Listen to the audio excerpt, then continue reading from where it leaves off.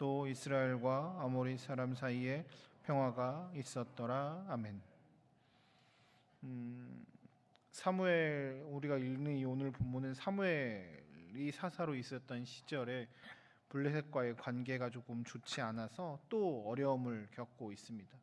4장부터 내용이 이렇게 이어져 내려오는데요.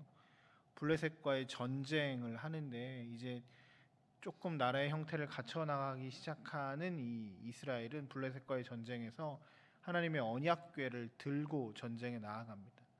이 시절의 전쟁은 그러니까 인간과 인간, 나라와 나라, 민족과 민족 간의 전쟁이기도 했지만 또한 신과 신의 전쟁이라고 생각했습니다. 그래서 이 전쟁은 저쪽이 믿는 신과 우리 믿는 신이 싸우는 것이라고 생각해서 신의 상징물들을 앞에 이렇게 대놓고 가지고 나가는 경우들이 종종 있었다고 합니다. 이스라엘은 하나님의 언약궤를 앞에 이렇게 딱 정면에 들고 엘리 제사장의 아들들과 함께 이 상징성을 가지고 나아갔다가 전쟁에서 패하고 그 상징물을 빼앗기는 거죠. 언약궤가 빼앗겨집니다.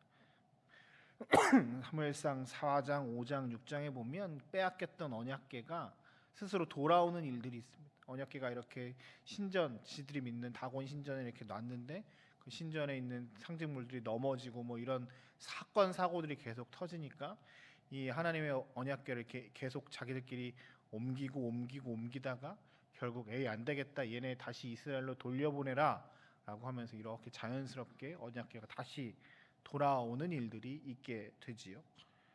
그러고 나서 이스라엘 사람들은 회개합니다. 언약궤는 하나님의 임재의 상징, 하나님이 언약궤를 통해서 장시들 앞에 보여진다라고 생각했는데 이게 떠났으면 하나님이 우리를 떠났다, 하나님이 우리를 버렸다, 뭐 이런 생각을 갖고 있었는데 얘가 우리의 힘이 아니라 스스로 돌아왔다라고 생각을 하니까 하나님이 다시 찾아오셨다는 느낌이 들지 않겠습니까? 그래서 그들은 회개하고 모여서 미스바라고 하는 큰 광장에 모여서 회개 운동을 하기 시작합니다. 하루 종일 금식하면서 자신들의 옷을 찢고 머리털을 잡아당기니까 회개의 상징적 표현이지요. 열심히 기도하고 있었습니다. 은혜의 현장이죠. 회개의 현장이고 하나님의 은혜가 임하는 곳이었습니다. 그런데 참 안타깝게도 그 은혜의 현장에 우리의 시험거리들이 많이 있는 것 같습니다. 그 은혜 받고 기도하고 있는 순간에 7절이 시작되는 겁니다. 이스라엘 자손이 미스바에 모였다 함을 듣고 블레셋 사람들이 이스라엘에게 공격을 또 해 나아갑니다. 그런데 어찌 모르겠는데 이들 가운데 불안함과 두려움이 있었습니다. 한번 언약궤를 뺏겼던, 싸움에서 졌던 상황이니까 기도하고 나아가는 그 상황 가운데 하나님께서 지키실 거야 라고 하는 담대한 마음보단 두려움이 먼저 앞섰던 것 같습니다. 근데 기도하고 있는 그 사람들에게 이 두려움, 이 상황 가운데 그들은 하나님의 은혜가 작동하는 것을 볼 수 있습니다. 그들이 보면 8절에 보시지요. 이스라엘 자손이 사무엘에게 이르되 당신은 우리를 위하여 우리 하나님 여호와께 쉬지 말고 부르짖어 우리를 블레셋 사람들의 손에서 구원하시게 하소서라고 말합니다. 이스라엘 사람들이 여기서 은혜가 있었던 것은 첫 번째 뭐냐면 그들은 위기의 상황에서 하나님을 다시 찾았다는 사실입니다. 사무엘에게 기도하라고 요청합니다. 우리를 위해서 쉬지 말고 부르짖어서 우리를 블레셋 사람들의 손에서 하나님께서 구원해 주시기를 원합니다 라고 하면서 그는 간절하게 하나님께 나아가길 원합니다.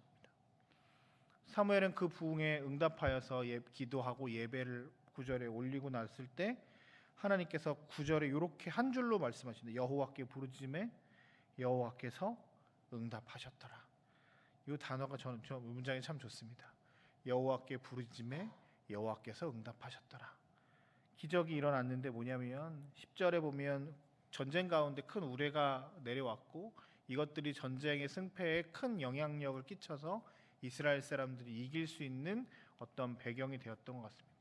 그저 어떤 자연현상일 수 있는데 이스라엘 사람들이 이것을 하나님의 도우심이라고 인정했습니다. 아, 하나님이 우리를 도우시는 상징이 이곳에 내렸구나 라고 하면서 전쟁에서 승리하게 됩니다. 사실 이 구절에서 전쟁이 꽤 오래 됐을 거 아닙니까? 사람들이 뭐 왔다 갔다 하는 그 전쟁이니까. 근데 성경에서는 하나님이 개입하신 전쟁, 하나님이 함께하신 전쟁은 한 줄 두 줄로 그냥 딱 묘사해 버리고 끝납니다. 그냥 하나님이 그곳에 개입하냐 아느냐 그 과정이 중요하지. 하나님이 개입하신 전쟁은 게임이 끝난 겁니다. 11절 한 절에 딱 묘사하고 있습니다. 이스라엘 사람들이 미스바에서 나아가서 블레셋 사람들을 추격하여 벳갈 아래 이르기까지 쳤더라. 이스라엘 사람들에게서 중요한 것은 그거였습니다. 전쟁을 어떻게 이기느냐가 중요한 게 아니라 이 전쟁에 하나님이 함께 하시느냐 그렇지 않느냐. 그래서 그들이 이 과정 가운데 중요한 것은 하나님께 부르짖고 하나님께서 응답하시는 그 과정입니다. 이스라엘은 오늘 위기의 때에 하나님을 찾고 나아갑니다.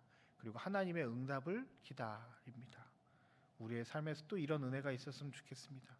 위기의 때에 그 위기를 어떻게 극복할 것인가도 참 중요한 일인데 성경에서는 계속 이야기하는 것이 위기를 어떻게 극복했다가 중요한 게 아니라 그 위기의 순간에 하나님이 그들과 함께 하시느냐, 하나님이 그들을 지키시느냐, 하나님 편이냐, 세상 편이냐로 계속 이야기합니다. 우리의 삶에서도 하나님께 부르짖어 나아가고 그 모든 상황 가운데 주께서 우리와 함께 하심을 경험하는 여러분들의 삶이 되시길 주의 이름으로 축복합니다. 두 번째로 말씀을 통해서 깨달을 수 있는 것은 하나님의 은혜를 기억하는 것에 있습니다.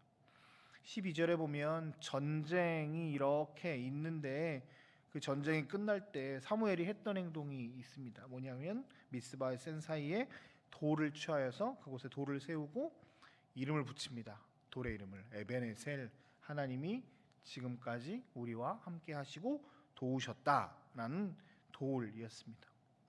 이스라엘 사람들은 돌을 종종 세웠습니다. 여호수아가 가나안에 올라갈 때 길갈에도 돌을 세웠고 여러 가지 돌들을 세워서 그 돌들의 의미는 기억하는 것이었습니다.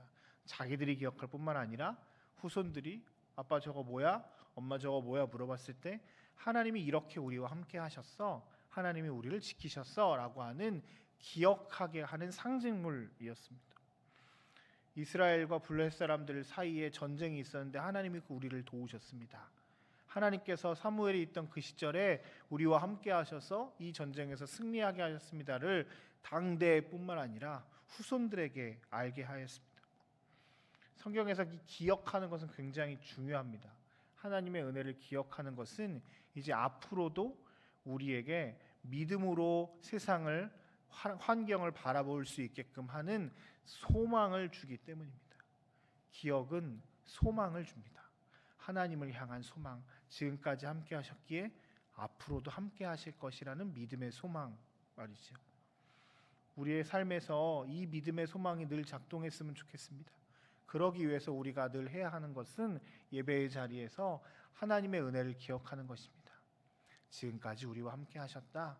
하나님께서 이런 상황 가운데 나를 지키시고 인도하셨다라고 하는 믿음의 고백들이 우리 가운데 계속 기억되어져야 할 것입니다.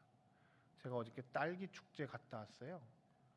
저녁 때 갔다 추워가지고서 그 변진섭, 이상은 뭐 이런 가수들 노래하더라고요.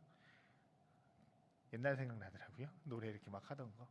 그럼 노래 한 구절, 노래 한 소절에 옛날 그 생각들이 이렇게 막 나잖아요. 그때 좋았던, 힘들었을 때도 있었는데 좋았던 기억들이 이렇게 나는 거죠.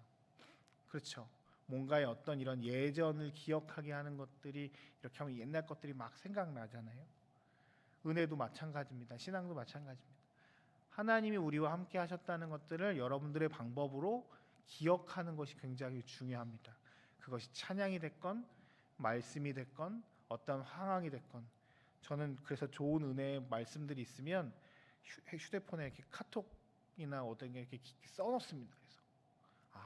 그래서 왜 이걸 은혜가 받았지라고 하면서 그 배경까지 이렇게 좀 써놓으면 나중에 설교할 때 써먹어도 좋고요. 그걸 기억하는 거죠. 아, 맞아. 하나님이 그때 이렇게 나에게 은혜 주셨지. 은혜를 기억하는 것은 굉장히 중요한 일입니다. 왜냐하면 이것은 이제 위기의 때나 어떨 때나 우리를 하나님께로 인도하고 하나님께로 나아가게끔 하는 힘과 원동력이 되기 때문입니다. 오늘 말씀에서 우리가 기억해야 할 것은 하나님이 우리와 함께 하시느냐 하지 않느냐가 중요한 것이고 이것들을 늘 기억하고 살라고 주님 말씀하십니다. 이것이 가장 우리의 삶의 중요한 부분이라고 우리에게 오늘 가르쳐 주고 계십니다.